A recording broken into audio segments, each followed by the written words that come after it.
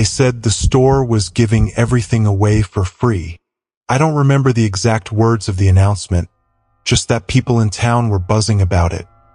There was going to be a Desconto Zero event at a shop that no one had heard of before. The location itself was strange. An old, abandoned building in the middle of Winton Strip. A building that, until recently, had a condemned sign nailed across its doors. Now, the storefront was polished and glowing, and in place of the warning sign, there was only a large, stark poster that read, "First come, first serve. Zero discount." I suppose it's human nature to be suspicious when something seems too good to be true. Yet, when the day finally came, there was already a line of people coiling around the block by sunrise. I didn't intend to join them. I watched from a cafe across the street, sipping my lukewarm coffee, taking in the restless crowd as it grew. Friends I knew, neighbors, some high school kids, a few of the town's older folks, all mingling with anticipation, like we were on the cusp of something grand. By mid-morning, the line outside the store started moving. People were filtering in through the glass doors, their faces alight with curiosity and excitement. I stayed in my corner of the cafe watching, and as they walked through the doors, not one person reappeared outside. Hours passed. The cafe grew quieter, even though the day was still young. I finally put down my empty cup and crossed the street, compelled by something I couldn't name. Maybe just a need to see what was keeping everyone.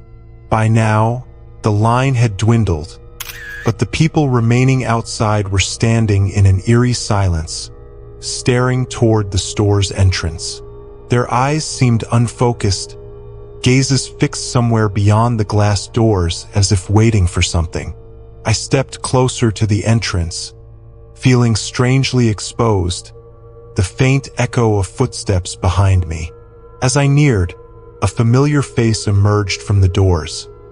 Claire Henderson, the cashier from the town's grocery store, clutching a small paper bag. She walked past me, shoulders hunched, eyes wide and unseeing. I called her name, but she didn't respond. Her movements were mechanical, a slow, deliberate pace as she walked away. Then I saw more people emerging, each clutching the same small brown bag, their eyes all vacant, their expressions void of recognition or excitement. None of them spoke, not to each other, not to anyone still waiting. They simply drifted away from the store, their footsteps in perfect rhythm, as if moving to some silent beat. It was unsettling to watch, yet something about the scene was entrancing. I barely registered my own steps as I moved forward, my fingers reaching for the cool metal of the door. I pushed it open and stepped inside. The interior was dimly lit, with walls lined with shelves, each packed with an array of oddly generic items. Clothes without labels, food cans without brands, trinkets without designs. There was no one behind the counter. The store felt more like a display, something meant to be looked at rather than shopped. And then I felt it, an unmistakable pull, something stirring just beneath my skin. Inside, the silence wrapped around me, thick and impenetrable, as if the very air had weight. My feet moved soundlessly over the polished floors, and I became intensely aware of the soft, echoing shuffle of my steps. It felt like I was the only person alive in the building, as though everyone who had come in before me had dissolved into the walls, leaving only traces of their presence in the stillness. The rows of merchandise were peculiar, each item stripped of identity. I picked up a can of something. No label, no brand, just a plain, smooth surface. The strangeness of it made me pause, like I was holding something that had no right to exist. Putting it down, I looked around for any sign of direction or instruction, but there was nothing, Not even a price tag in sight. That was the promise, though, wasn't it? 0 discount. Everything free. A wordless invitation to take what I wanted. To slip into this store, gather armfuls of objects, and walk out unburdened.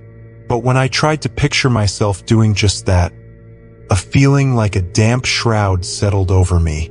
Something about the room, the emptiness, the hollow gaze of each object, was enough to keep my hands in my pockets. I noticed the others then, scattered through the aisles, heads bowed as they examined the merchandise. Each one moved in an unsettling, unhurried way, their faces blank, expressions smoothed away as if their minds were focused elsewhere, far from here. None of them glanced at me. They moved with single-minded determination, each person quietly choosing their own small brown bag from the shelves and clutching it to their chest before making their way to the exit. As one woman passed by, her hand grazed my arm. The touch jolted me. Her skin was cold and dry. I started to say something, but she was already past me, her face set in that same vacant, faraway stare. It was as if she hadn't even noticed me standing there. In a strange, desperate way, I wanted someone, anyone, to acknowledge me, to make this all feel a little less dreamlike. But the further I ventured into the aisles, the more I understood that the people here weren't really here. They were acting out something rehearsed, like performers who had forgotten the audience they were playing for. Finally, I came to the back of the store, where a small mirror hung on the wall, inconspicuous and easily overlooked. The frame was tarnished, flecked with patches of what might have once been gold. I looked into it, expecting nothing but my own reflection. Instead, I saw a stranger. Her face was mine, yes, but there was something altered, a strange vacancy in the eyes staring back at me, as though the person reflected was only a thin layer, a shell stretched over someone else entirely. A numbness crept into my fingers as I reached up to touch my face, half expecting it to feel as unfamiliar as it looked. I took a step back, startled, nearly bumping into a tall, gaunt man who had appeared in the aisle beside me. He watched me with an expression as vacant as the others, his eyes fixed on the small paper bag he held, the only movement a slight tremor in his hands. "Excuse me," I whispered, not even sure why I felt the need to apologize, but he only stared past me, as though I were as insubstantial as the air. And then he turned and walked slowly toward the exit, disappearing out of sight. The thought crept up on me then, unbidden and strange. What if I turned back to the mirror, and the reflection didn't match the face I knew? What if the version of me staring back through the glass had already left, leaving only the shell behind, wandering through aisles of nameless things, trying to remember what it was meant to want? I took a few steps backward, tearing my eyes from the mirror and its strange reflection. My own face, yet not quite mine, lingered in my mind, unsettling and faintly accusing. The thought haunted me as I moved away, my gaze lowered to the dull, gleaming floor, hoping to find some reassurance there, something grounded, something real. Instead, I found a trail of footprints, faint but visible, leading deeper into the store. They seemed recent, delicate smudges on the otherwise pristine tiles, like ashes that had been scattered and then frozen in time. Almost without thinking, I followed them, weaving around the aisles and displays. As I moved, I noticed the music, or rather, the strange hum that filled the air, an ambient, pulsing drone that seemed to vibrate just at the edge of hearing. It wasn't quite music, not quite a melody, but it stirred something inside me, like a forgotten song buried in childhood memories. I realized then that it had been playing the entire time, a silent rhythm that had settled into my bones without my noticing. It was unsettling in a way I couldn't name, as though it were somehow tied to the ebb and flow of people moving in and out, keeping pace with their footsteps. The path of footprints led me to the back of the store, to a door I hadn't noticed before. It was narrow and unmarked, almost like it had been hidden on purpose. Something about it felt wrong, a sense of transgression, as if it weren't meant to be seen, let alone opened. Yet I found myself reaching for the handle, the cold metal biting into my skin as I turned it. The room beyond was dimly lit, a narrow corridor stretching into shadows that seemed to pulse with that same low, humming rhythm. I took a hesitant step forward, and the door swung shut behind me with a heavy, final click. The hum grew louder here, deepening into something almost like a chant, though the words, if there were any, stayed just beyond recognition. I walked forward, my footsteps muffled, each step sinking into a silence that felt denser than air. My skin prickled as I passed a series of old-fashioned displays. Mannequins dressed in clothes that looked oddly out of time, as if plucked from decades past. Each mannequin's face was featureless, smooth, and blank, and their hands were positioned in strange, rigid gestures. Some reaching out, others held up in silent greeting. One display caught my eye, a mannequin in a faded dress, hand raised as though beckoning me closer. It looked strangely familiar, though I couldn't place why. I leaned in, squinting at the hand, the fingers curled just slightly inward, the nails chipped and uneven. And then I saw it. My own initials, faintly scratched into the wrist of the mannequin. I stepped back, my stomach twisting as if it had dropped from a height. It wasn't possible. Yet the letters were unmistakable, etched in a shaky, almost frantic script. A memory surfaced then, a flicker of a younger me, carving those same initials into the bark of a tree behind my childhood home. I remembered the feeling of rebellion, the thrill of leaving a mark, something meant to last beyond the confines of a moment.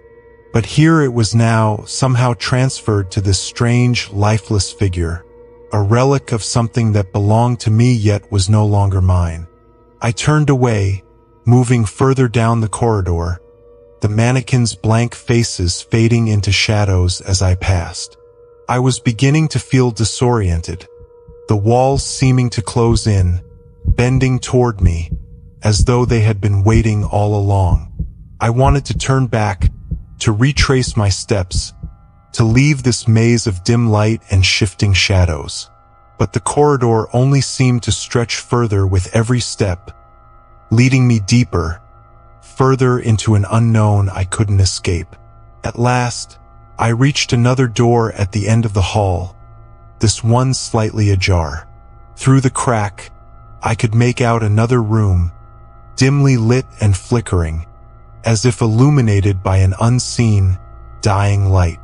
I pushed the door open, stepping inside. The room was empty except for a single, large mirror, standing at the center like a sentinel, waiting. I moved toward it, compelled by something I couldn't name, until I was close enough to see my face reflected once more.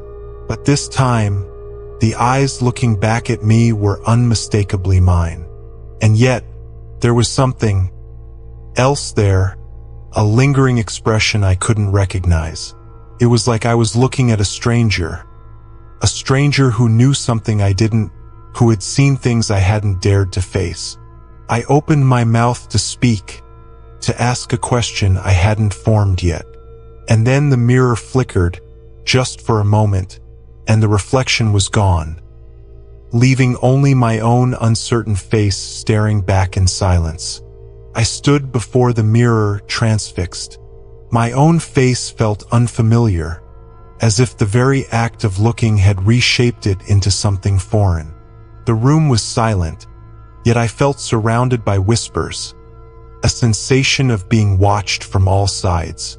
It was as if the walls themselves had been absorbing my every breath, holding the sound of it, until they too began to exhale. A faint, rhythmic scratching filled the air, coming from somewhere beyond the walls. It was almost imperceptible, like the soft scurrying of something small but deliberate. I forced myself to look away from the mirror, peering instead at the faint shapes moving in the dimness around me. There was a table, dust-covered, holding a single object, a small, ornate bell. The bell looked like something from another era, its metal tarnished, the once bright handle worn smooth from use. I reached for it, feeling a strange pull. As soon as my fingers touched it, the scratching stopped, as if whatever creature or thing had been moving in the walls had been waiting for this exact moment. The silence was so deep that I felt it pressing against my eardrums. And then, as if compelled by some unseen force, I rang the bell. Its sound was soft, almost gentle, yet it seemed to echo far beyond the room, as though reaching into a space I couldn't see. I felt a tremor beneath my feet, a subtle shift in the air, as though the very fabric of the room were peeling away. At that moment, I heard footsteps, soft, steady, and approaching from behind me. I turned, expecting to see someone, but there was nothing there. Yet the footsteps continued, as if someone were circling me, close but invisible, the sound weaving around me like a thread tightening with each pass. I looked back at the mirror, half expecting to see another face, someone else's reflection, but it was just me, though there was a look in my eyes that seemed strange, unsteady. The footsteps stopped, and for a moment, there was silence again, thick and still.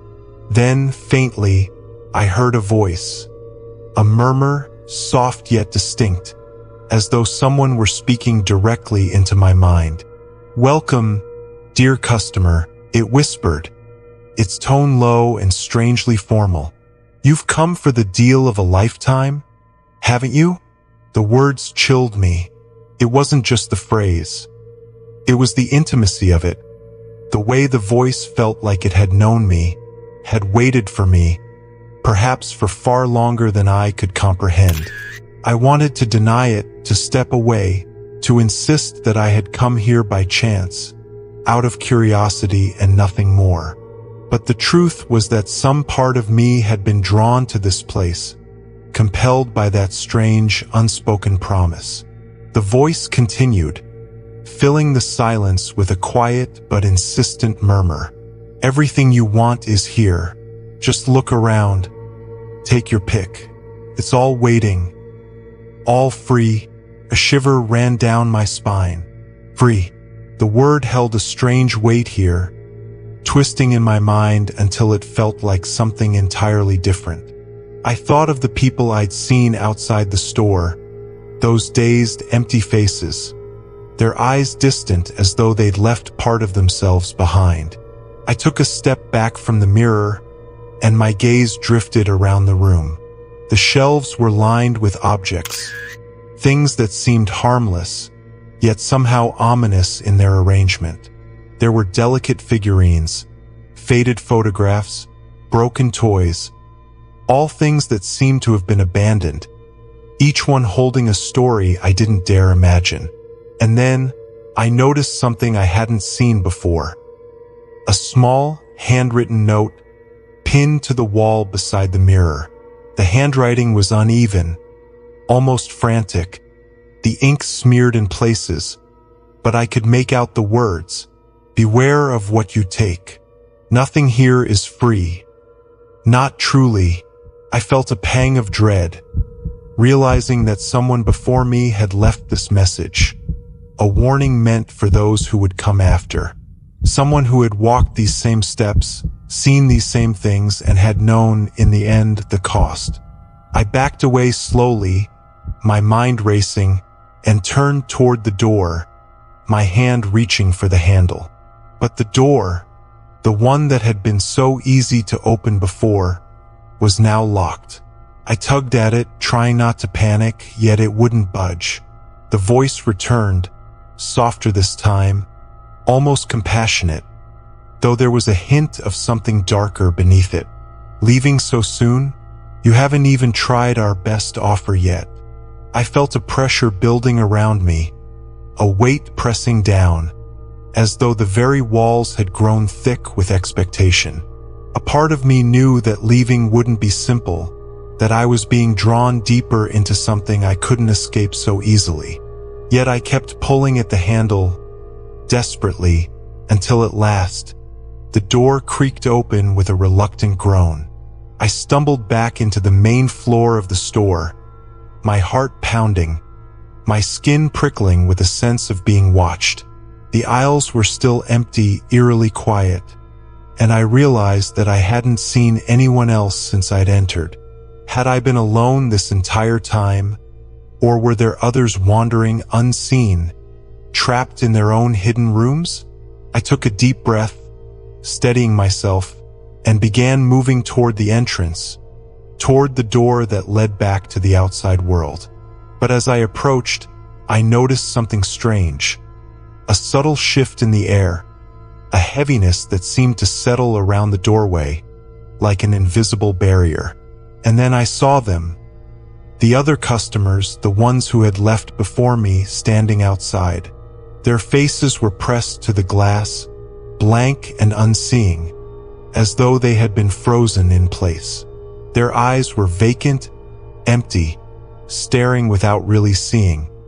Yet somehow I could feel their gaze, a collective, silent pull, urging me to stay, to join them. I forced myself to look away, to keep moving.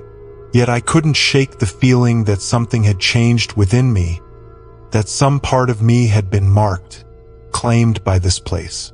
And as I stepped closer to the exit, I felt a quiet certainty settle over me, a knowledge as clear as my own name.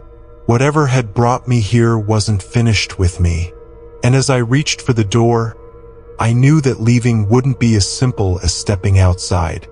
I reached for the door handle, my fingers brushing the cold metal, but something within me hesitated. The door felt heavy, as if it held more than just the promise of escape. It carried a subtle resistance, like a wall built not of physical barriers, but of something unseen and deeply unsettling. Just beyond the glass, those faces, the former shoppers, remained, their eyes locked on me with an intensity that went beyond mere staring. It felt as though they were waiting, not simply for me to join them, but for me to acknowledge something, to understand something fundamental about this place. They seemed united in purpose, bound together by an invisible thread, an understanding that I wasn't yet a part of. And then, without warning, the handle slipped from my grip. I stumbled back, feeling an inexplicable dread swell in my chest. I glanced around the store, and to my horror, noticed a subtle transformation. The aisles were no longer clean and orderly. Now, they seemed cluttered, littered with forgotten items and discarded bags, as though decades of hurried shoppers had come through, each leaving behind fragments of themselves. A chill prickled along the back of my neck. I turned slowly, realizing I was no longer alone. Standing several feet away was a figure. A man, middle-aged, his clothes tidy yet somehow wrong, as if they'd been chosen in a hurry. His eyes met mine, and I saw a hollowness in them that made my stomach twist. He didn't speak, but there was an unspoken question in his gaze, a silent, expectant look that suggested he was waiting for me to make the first move. What is this place?" I asked, my voice barely a whisper. The man tilted his head slightly, as if weighing my words, deciding how much he could or would tell me.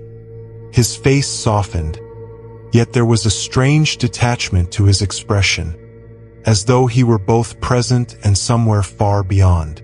"It's a store," he replied, his voice flat, empty. "A place where you get exactly what you think you want. And everything you didn't know you needed." My pulse quickened. "But why are you here? Why hasn't anyone left?" The man's eyes shifted slightly, drifting toward the door, then back to me. He didn't answer, and I sensed that he wouldn't, perhaps couldn't. But his silence was an answer of its own, a confirmation of the dread pooling in the pit of my stomach. The people outside, the ones standing frozen, had been like him once, wandering these aisles, perhaps even with a sense of purpose or excitement. I took a step back, glancing around, and noticed that more figures had appeared, each one emerging quietly from the shadows, their eyes fixed on me with the same hollow expectancy. They all wore that same expression, a look that seemed to suggest they'd been waiting for someone like me. My throat tightened as I took in the scene, and a thought struck me. They're not customers anymore. It was as if they'd become extensions of the store itself, absorbed into its fabric, their desires, their needs all bound up in this place that now held them like artifacts on display. They moved closer, each step slow and measured, like they were rehearsing something, a pattern they'd learned over and over. The man in front of me finally spoke again, his tone gentle but with an edge of finality. "You've come for something, haven't you?" His eyes bored into mine, searching, almost imploring me to answer. I shook my head, my voice trembling. "I don't know what you mean. I didn't come here to..." But the words died in my throat, for as he continued to stare at me, I felt something shift within.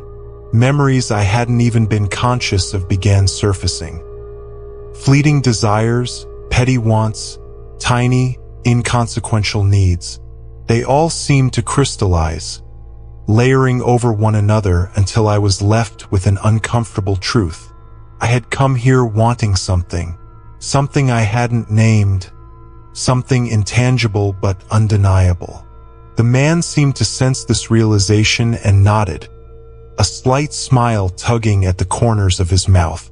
"Yes, that's how it always begins. You think it's just curiosity, a little thrill, but it's more than that. Much more." The crowd around us had grown now, an eerie, silent audience, their eyes fixed on me, as though waiting for my next move. I felt trapped, not just by their presence but by my own need to understand what was happening here. A compulsion to stay had rooted itself deep within me, battling with the desperate urge to flee.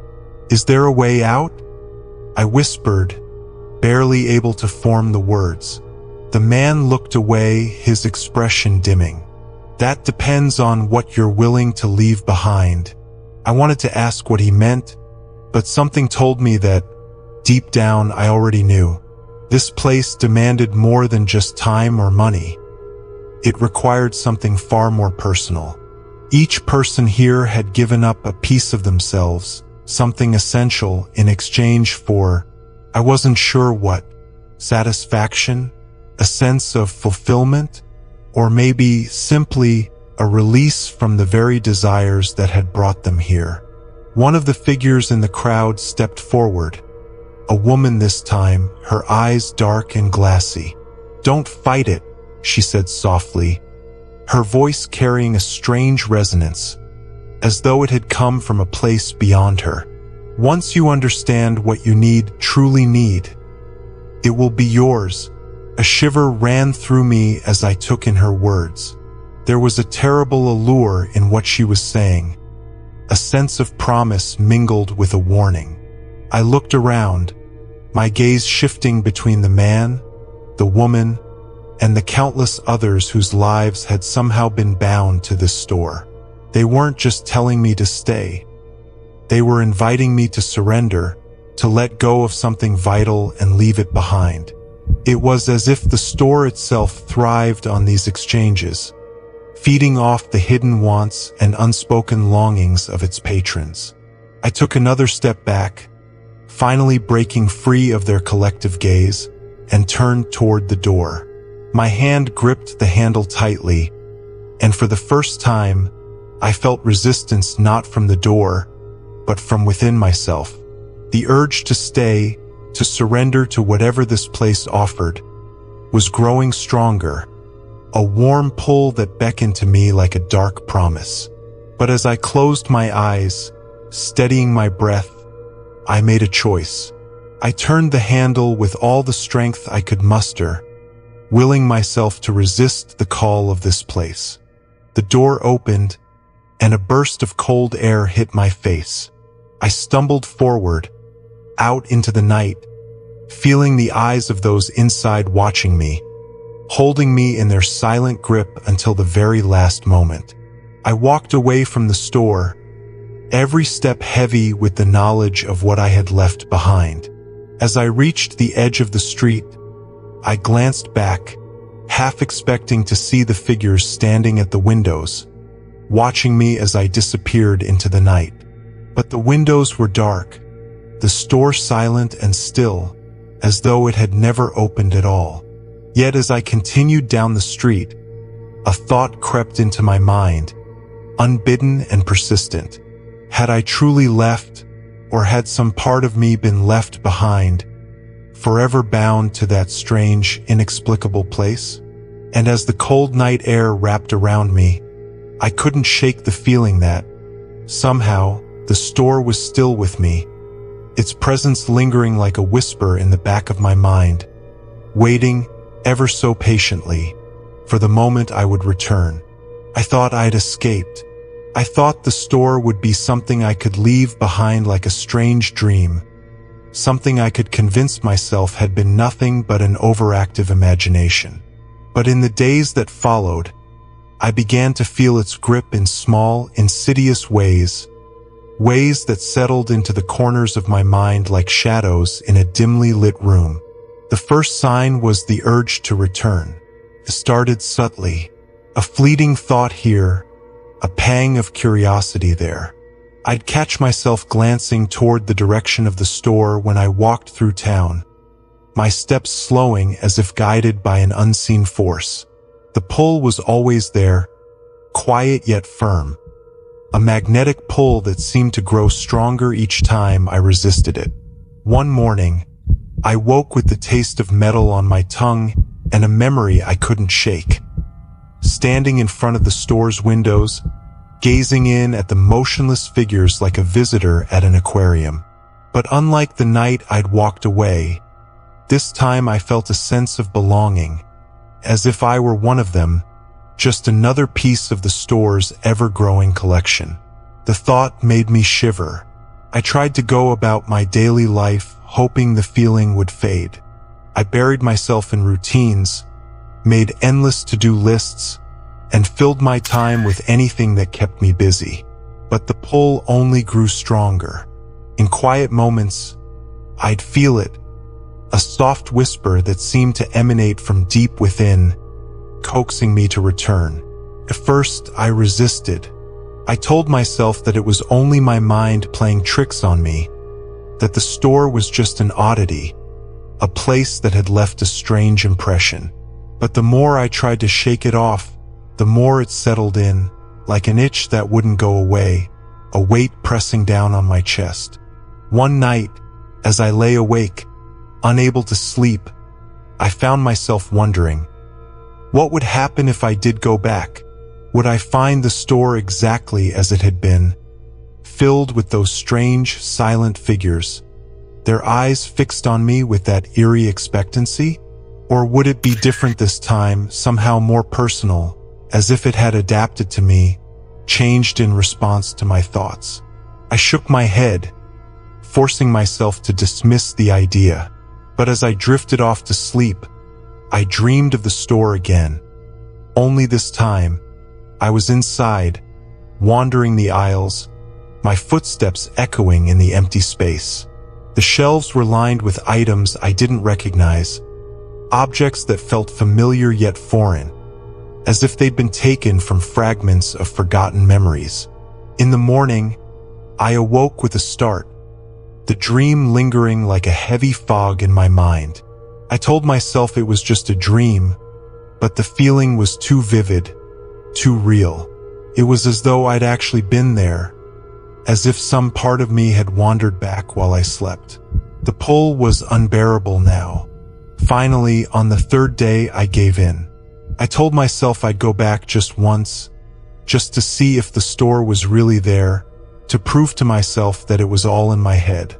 I'd go, take one look, and then walk away, free from its grasp once and for all. I made my way across town, each step weighted with anticipation. As I turned the corner onto the street where the store had been, my heart pounded with a mixture of dread and curiosity. But as I neared the spot, I stopped, my breath catching in my throat. The store was gone. In its place stood an empty lot, a barren stretch of concrete that looked as though it hadn't seen activity in years. There were no signs of construction, no remnants of a building. Just a patch of ground, cracked and overgrown with weeds, as if nothing had ever been there at all. I stood there, frozen, trying to process what I was seeing. The store had been real. I was certain of it. I'd felt the cold metal of the door handle, seen the strange figures watching me from inside. And yet, here I was, staring at an empty lot where nothing but silence remained. I turned slowly, scanning the area, hoping for some sign, some clue that would explain what had happened. But there was nothing, no remnants, no broken glass, no faded posters announcing the strange Desconto Zero offer. The lot was as bare as if it had been abandoned for years. A strange sense of loss settled over me, mingling with a creeping dread. The pull was still there, stronger than ever, and it had nowhere to go. I could feel it inside me, gnawing away like an unspoken question, a desire that couldn't be satisfied. I wanted answers, explanations, anything that would make sense of what I'd experienced. But there was nothing. As I turned to leave, a thought crossed my mind, one I hadn't allowed myself to consider until now. What if it wasn't the store that had disappeared, but me? What if I was the one who'd been changed, the one who'd been taken? The notion was absurd, yet it lingered, refusing to be dismissed. I walked home in a daze, my mind racing with questions, each one spiraling deeper into uncertainty. I tried to convince myself that I'd imagined it, that the store had never been real. But the memories were too vivid, too sharp to be dismissed as mere fantasy. In the days that followed, I found myself drifting, moving through my routines with a sense of detachment. The world around me felt muted, like a faded photograph, drained of color and warmth. People spoke to me, but their words sounded distant, hollow, as if coming from far away. And then, one evening, as I walked past a storefront window, I caught a glimpse of my reflection. I stopped, staring at the glass, my heart pounding as a wave of dread washed over me. The person looking back at me was me, but there was something off, something unsettling in the way my eyes looked, distant and unfocused, as though I were seeing the world through a veil. The reflection seemed to stare back, its eyes empty, devoid of the spark of life I once knew. I raised a hand to the glass, pressing my fingertips against the cold surface, and for a brief, horrifying moment, I felt something press back. I stumbled away, my breath coming in short gasps, my mind reeling with the implications. I had left the store, but it hadn't left me. Its pull was still there, woven into the fabric of my being, a silent, unyielding presence that refused to let go. As I walked away, I felt its shadow following me, an invisible thread binding me to that strange, impossible place. I knew now that I was marked, a part of me forever bound to the store, like a ghost wandering the aisles, searching for something I'd never truly find. The emptiness of that empty lot haunted me. Each time I passed it, I felt a subtle pressure against my chest, as if the store were still there, hidden just beneath the surface, masked by shadows only I could sense. It became harder to avoid. My curiosity itched at me, every day, every hour, whispering that I should look closer. Maybe the door was still there, waiting to be found, if only I knew where to look. I took to walking by the lot at odd hours. It was irrational, I knew this. Yet the need to understand, to find proof that I hadn't imagined it, grew stronger, turning each walk into a ritual, a desperate grasp for control. But each time, I found only the same, barren emptiness, the cracked concrete and weeds mocking me in their indifference. One evening, as I stood by the edge of the lot, I caught sight of a man lingering nearby, his gaze fixed on the empty ground. He was older, dressed in the kind of nondescript clothing you'd forget the moment you looked away.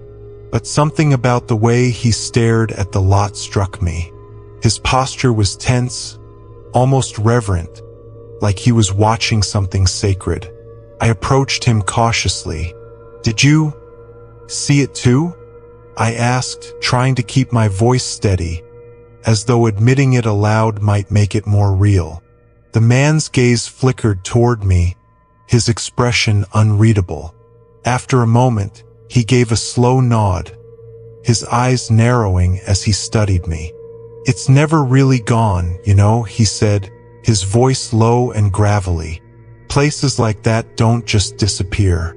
They leave marks, trails." His fingers twitched, almost like he wanted to reach out and touch the ground, but he held back. "Do you know what it is?" I asked, my voice barely a murmur. He chuckled, but it was a hollow sound, void of any warmth. "It's a door, that's what it is. Opens for some, closes for others. People think they can walk in and out without a scratch. But it's not that kind of place. You go in, you bring something out with you. Like a shadow, you see." I shuddered, the weight of his words settling over me like a chill. It echoed something I'd felt but hadn't dared to admit, that whatever had happened inside that store had left an imprint on me, something that lingered beyond memory. "Have you been inside?" I asked, the question escaping before I could stop it. The man looked at me with a strange glint in his eyes, a spark of something that might have been recognition. "I've been close enough, seen enough to know it changes you.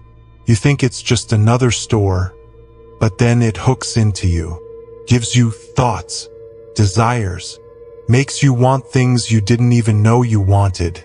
I tried to swallow the growing sense of unease, but the words sat heavy in my chest, stirring a strange kind of dread. "And then what?" I asked, though I wasn't sure I wanted to hear the answer. He shrugged, his gaze drifting back to the empty lot. "Then you're marked. It's a slow kind of rot, one that gets inside, changes how you see things. One day you won't even recognize yourself. Just another soul lost to the pull." I took a step back, a cold sweat breaking out on my skin. The man's words echoed something I'd been trying to ignore, a truth I'd felt creeping in the corners of my mind but hadn't wanted to acknowledge. I thought of the reflection I'd seen, the emptiness in my own eyes, as if I were watching myself through a stranger's gaze. Without another word, the man turned and walked away, leaving me standing alone by the lot, his words lingering in the air like smoke. I watched him go, feeling an overwhelming urge to follow, to ask him more, to demand answers. But some instinct held me back. A warning deep within that told me to let him go.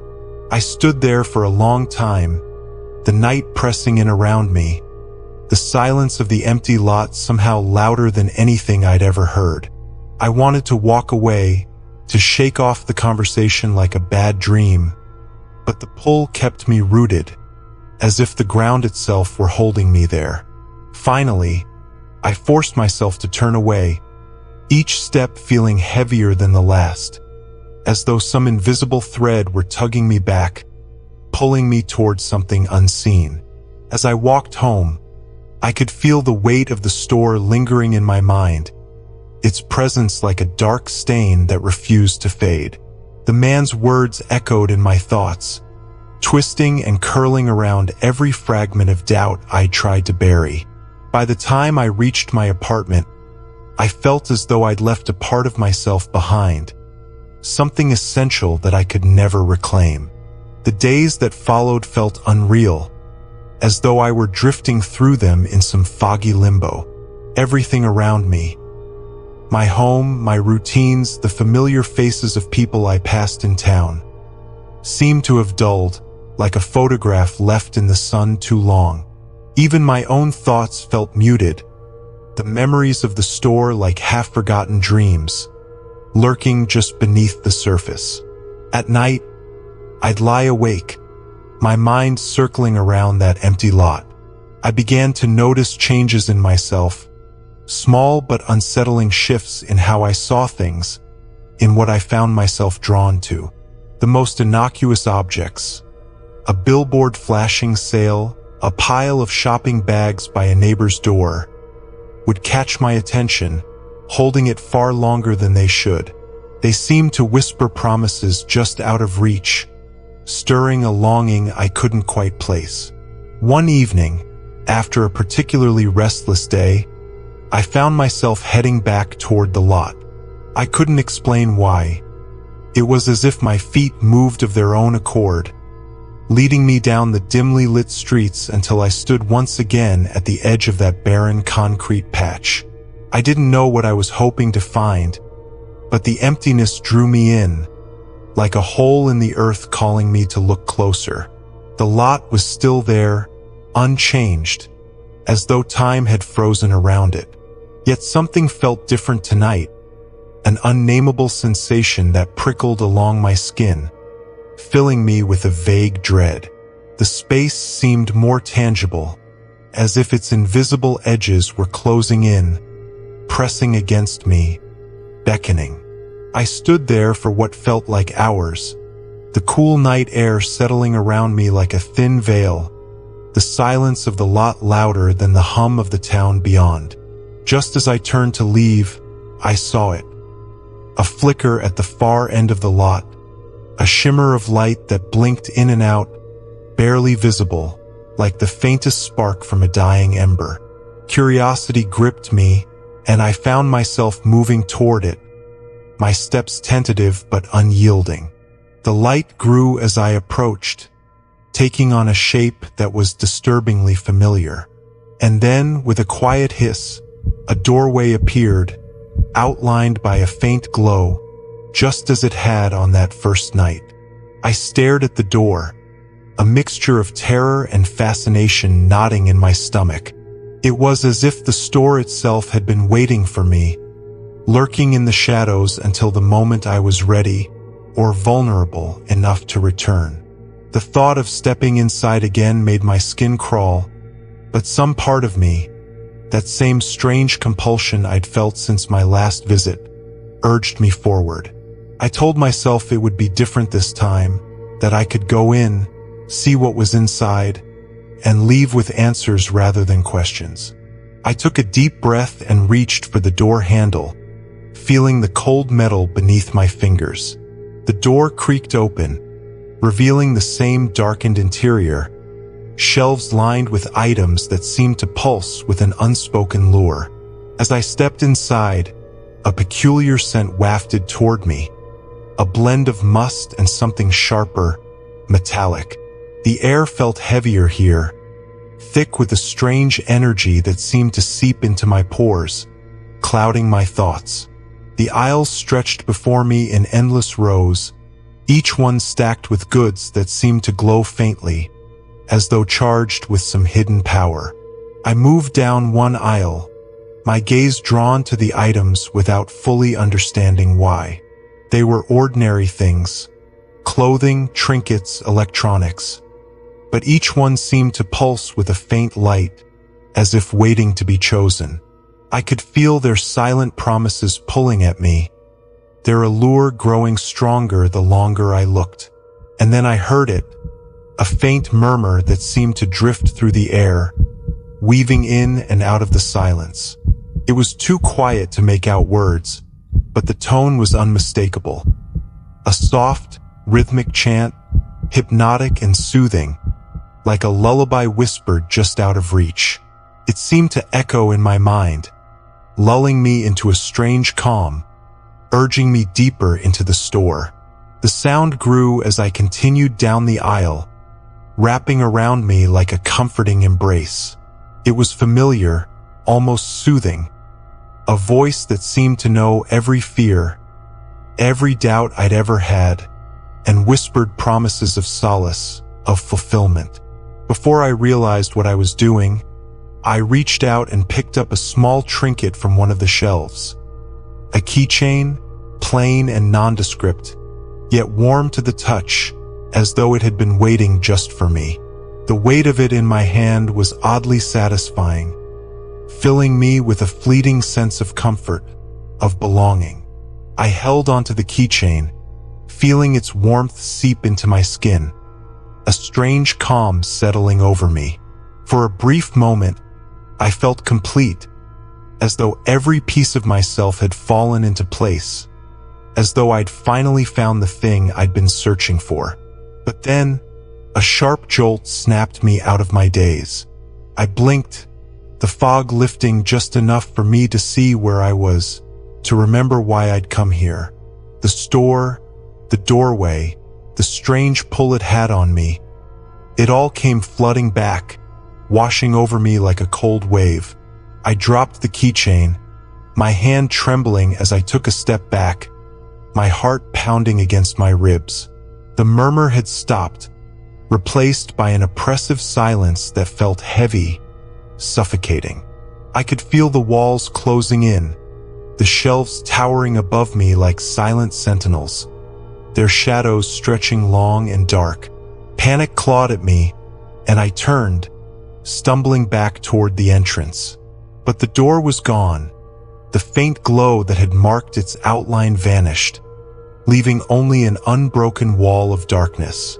I was trapped. The darkness swallowed me, pressing against my skin, as if it had form and weight. My breath grew shallow, each inhale barely filling my lungs, and yet there was no sound around me, nothing to break the thick silence that hung in the air. I reached out, pressing my hands to the wall where the door had been, feeling only cold, rough concrete beneath my fingers. Panic bloomed within me, a tight knot twisting in my stomach, but I forced it down, telling myself to stay calm, to think. Somewhere in the depths of the store, that murmuring chant started up again, low and haunting, drifting through the aisles. This time, I could almost make out the words, but they slipped away before I could grasp their meaning, teasing and taunting like fragments of a half-remembered dream. It sounded different now, more insistent, as if urging me deeper into the labyrinth of shelves. I turned, heart pounding, and began to walk, one foot in front of the other, my steps tentative and slow. There was something disconcertingly familiar about the aisles, the way they seemed to stretch endlessly before me, like a maze with no clear path. The items on the shelves glinted in the dim light, each one more enticing than the last, and I could feel their pull, a subtle yet unmistakable lure. My gaze landed on a small figurine, a delicate ceramic bird, perched as if frozen in flight. Its colors were vivid, almost unnaturally so, and for a moment, I felt an urge to reach out to hold it. The desire was strong, nearly overpowering, but I tore my eyes away, willing myself to ignore it. I couldn't fall into the same trap, couldn't let the objects take hold of me like they had before. As I moved forward, I noticed that the shelves seemed to shift around me, subtly rearranging themselves whenever I looked away. I could no longer tell which direction I had come from. Every path looked identical, lined with endless rows of merchandise that seemed to close in tighter with every step. It was as though the store itself were alive, a breathing, pulsing thing with a will of its own, drawing me deeper and deeper into its belly. The murmur grew louder, and I found myself unconsciously following it, my feet carrying me toward its source despite every instinct telling me to turn back. The chant filled my mind, blotting out my thoughts, each syllable resonating within me like the beat of a drum, steady and relentless. I couldn't tell if it was coming from the walls, the objects on the shelves, or some unseen presence lurking just out of sight, but it was everywhere, surrounding me, consuming me. In the dimness, I spotted a faint light ahead, a soft glow spilling from around a corner. Hope flared within me. A way out, perhaps, or at least some sign of another exit. I quickened my pace, my heart racing as I neared the source of the light. But as I rounded the corner, the hope drained from me, replaced by a cold, creeping dread. There, at the end of the aisle, stood a single figure. A woman, her face cast in shadows, her posture unervingly still. She wore a uniform that seemed oddly familiar, a name tag gleaming faintly on her chest. I squinted, trying to make out her features, but they remained blurred, like a face seen through a fogged window. She was holding something in her hands, an item I couldn't quite see, yet its shape stirred a strange sense of recognition within me, a feeling both comforting and unsettling. The woman turned her head slowly, her eyes meeting mine, and I felt a chill run down my spine. There was something hollow in her gaze, a blankness that seemed to go on forever, as though her eyes were merely windows into an endless void. She raised a hand, gesturing for me to come closer, her movements slow and deliberate, almost mechanical. I hesitated, every fiber of my being screaming to run, but the pull was too strong. My feet moved of their own accord, carrying me forward, closer and closer, until I stood mere inches from her. She held out the object in her hands, a small mirror, its surface dark and murky, reflecting only shadows. The woman's lips parted, and though her voice was barely above a whisper, the words echoed in my mind, clear and haunting.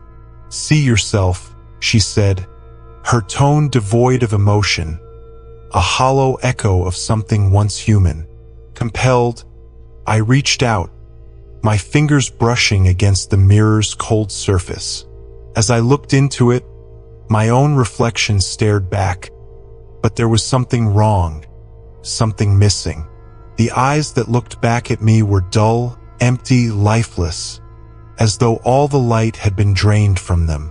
I felt a surge of nausea, a twisting sensation deep within me, as if something had been ripped out and replaced with nothing. I stumbled back, dropping the mirror, but it did not shatter. Instead, it lay on the ground, unbroken, the dark surface still and silent, reflecting only the shadows. The woman did not move, her gaze fixed on the mirror, her expression unreadable. Slowly, she bent down, picking it up with a reverence that made my skin crawl, her movements as fluid and graceful as they were unnatural. She looked at me once more, her eyes locking onto mine, and for a moment, I saw a flicker of something, recognition, perhaps, or maybe pity. Without a word, she turned and walked away, disappearing into the shadows, leaving me alone in the silence. The murmur had stopped, the chant fading into nothingness, and I was left with only the oppressive weight of the store pressing down on me, its walls seeming to close in, suffocating and unyielding. I knew then that I could never leave. The silence settled over me, heavy and unbroken, as if the very air had congealed around me, holding me in place. The store was utterly still, the only sound my own breathing, sharp and ragged in the dark. I took a step forward, but the aisles now stretched endlessly in all directions, a maze with no end, each row lined with merchandise that seemed to watch me, each object a silent witness to whatever fate lay in store. My mind raced, grasping at fragments of the last few hours, the familiar items I had been drawn to, the strange trance of the shoppers outside, and the inexplicable emptiness in my own reflection.